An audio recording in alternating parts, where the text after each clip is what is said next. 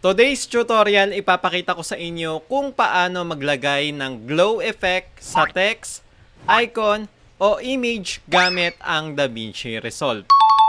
Napakasimple lang nito gawin. Una, maglagay tayo ng text sa timeline. I-type ang gusto mong text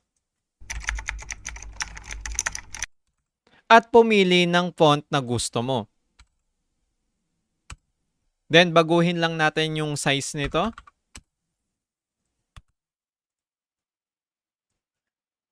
Pagkatapos, right-click ang text at piliin ang new compound clip.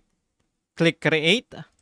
Ginagawa natin itong compound clip para magkaroon ito ng fusion composition. Ngayon, right-click ulit sa compound clip at piliin ang Open in Fusion page. Sa Fusion, pindutin natin ang Shift plus Spacebar para mabuksan ang Select tool. I-search natin dito yung Glow, click Add, at automatic na magkakaroon ng glow effect ang text mo. Okay. Kung gusto mong palakihin o paliitin ang glow, pumunta lang sa inspector at i-adjust ang glow size nito. Wow! Ngayon naman para sa image o icon, gagamit tayo dito ng light bulb. I-duplicate lamang natin to, press Alt, then drag natin itong image pataas, then usog muna natin to.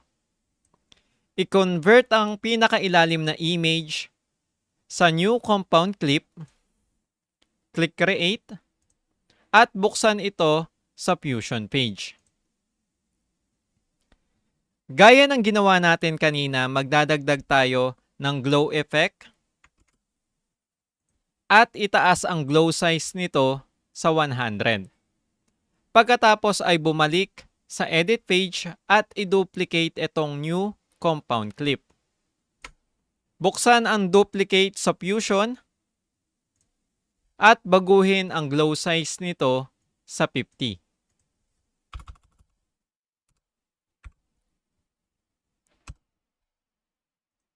Sa paggawa ng dalawang magkaibang glow size, mas magiging malambot at mas maganda ang glow effect ng image o icon natin.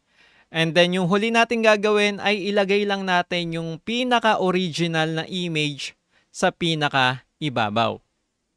At ganun lang kadali maglagay ng glow effect sa text, image o icon gamit ang DaVinci Resolve. Kung nakatulong ang tutorial na ito sa inyong pag-e-edit o paggawa ng content, huwag kalimutang i-like ang video at mag-subscribe sa Pinoy Creators.